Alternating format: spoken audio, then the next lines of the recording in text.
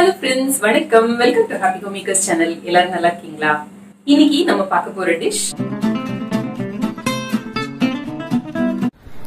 இதுக்கு தேவையான பொருட்கள் 2 கப் அளவுக்கு மைதா, தேவையான அளவு உப்பு, 1/4 டீஸ்பூன் அளவுக்கு ஓமம், 3/4 கப் அளவுக்கு நல்ல சில்லுன்னு இருக்கிற தண்ணி, 4 டேபிள் ஸ்பூன் அளவுக்கு எண்ணெய்.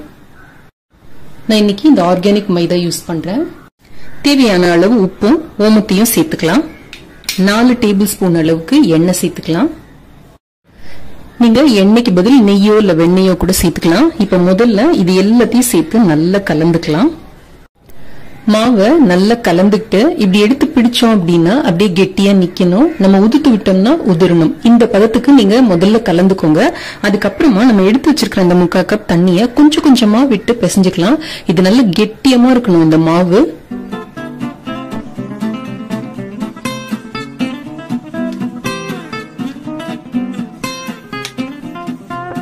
இந்த மாதிரி நல்ல கெட்டியான மாவை பிசைஞ்சுக்கோங்க. ஒரு ஈர துணி போட்டு மூடி இது ஒரு அரை மணி நேரம் இப்படியே இருக்கட்டும். இதுக்குள்ள நம்ம போய் மசாலாவை ரெடி பண்ணிட்டு வந்துடலாம். இப்ப நம்ம சமோசாக்கான மசாலா ரெடி பண்ணிக்கலாம். ஒரு டேபிள் ஸ்பூன் அளவுக்கு எண்ணெய் காய வச்சிருக்கேன் வானலியில. இதுல 1/4 டீஸ்பூன் அளவுக்கு சோம்பு சேர்த்துக்கோங்க, 1/4 டீஸ்பூன் அளவுக்கு சீரகம், 1/4 டீஸ்பூன் அளவுக்கு பெருங்காயத்தூள், ஒரு டீஸ்பூன் அளவுக்கு இஞ்சி பூண்டு விழுது. இந்த இஞ்சி பூண்டு விழுது எப்படி வீட்டிலேயே செய்யுது அப்படிங்கிறதுக்கான ரெசிபி லிங்க் உங்களுக்கு டிஸ்கிரிப்ஷன் பாக்ஸ்ல கொடுக்குறேன். இஞ்சி பூண்டோட பச்சை வாசனை போகிற வரைக்கும் நல்லா வதக்கிக்கலாம். 3 உருளைக்கிழங்கு எடுத்து தூளோட வேக வச்சுட்டு நல்ல ஒரு 1 மணி நேரம் ஃப்ரீசர்ல வச்சிருங்க. அதுக்கப்புறம் எடுத்து உரிச்சிட்டு உதுத்துட்டு இதுல ஆட் பண்ணிக்கோங்க. ஃப்ரீசர்ல வச்சு எடுக்கிறதுனால ரொம்ப தண்ணியா பேஸ்ட் மாதிரி ஆகாம இருக்கும். உருளைக்கிழங்கு சேர்த்து நல்லா வதக்கிக்கோங்க. இதுக்கு தேவையான உப்பு சேர்த்துக்கோங்க.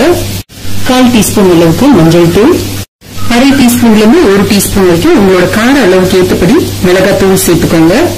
1/2 டீஸ்பூன் அளவுக்கு கரம் மசாலா தூள், 1 டீஸ்பூன் அளவுக்கு தனியாத்தூள், 1/2 டீஸ்பூன் அளவுக்கு வறுத்து பிடிச்சு சீரகத்தூள், 1 டீஸ்பூன் அளவுக்கு மாங்காய் தூள், 1/4 டீஸ்பூன் அளவுக்கு கருப்பு உப்பு.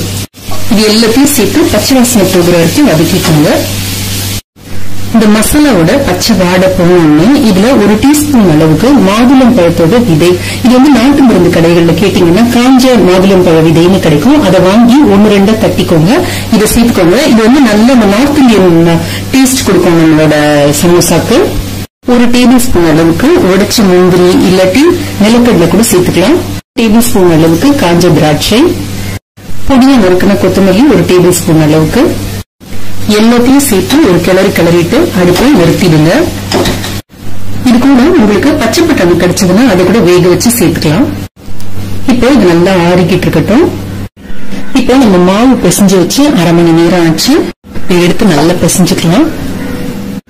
இந்த மாதிரி நல்லா ஸ்மூத்தா பிசைஞ்சுக்கிட்டு இதை சின்ன சின்ன உருண்டைகளா உருட்டிக்கலாம். பாக்கி இருக்கிற மாவை எப்பவும் இந்த மாதிரி ஈர துணி போட்டு கவர் பண்ணி வைங்க.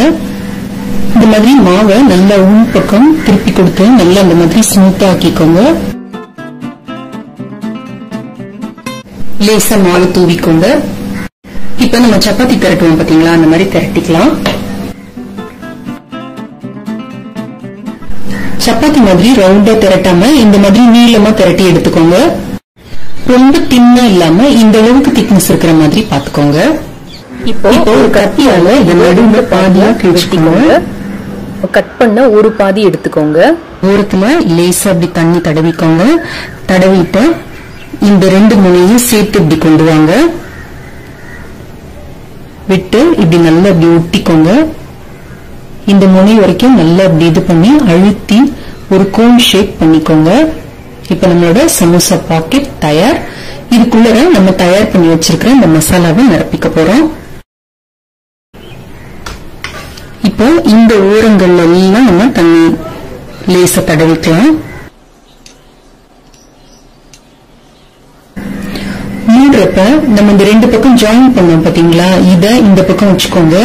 இந்த பக்கத்தை இழுத்து எடுத்துட்டு வந்து இந்த பக்கம் மூடுங்க. அப்ப நமக்கு வந்து பிரிஞ்சு வராம இருக்கும். நல்லா இப்படி கையால அமுக்கி கொடுங்க.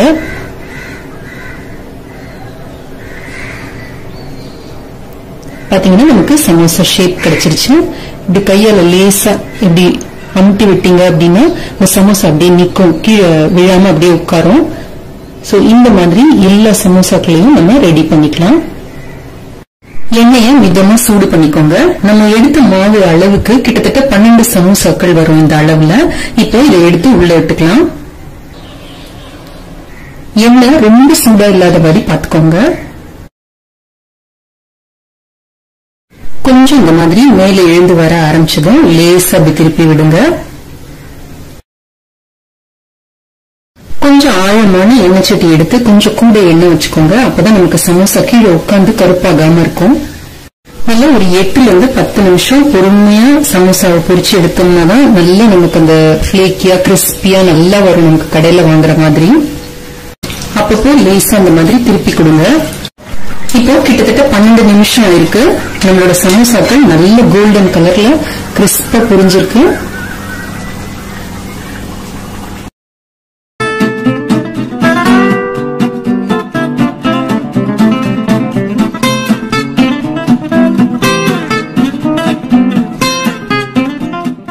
சமோசாக்கான கிரீன் சட்னி, ஸ்வீட் சட்னி ரெண்டுத்தோட லிங்க்கும் கீழே நான் டிஸ்கிரிப்ஷன் பாக்ஸ்ல கொடுத்திருக்கேன், பாருங்க.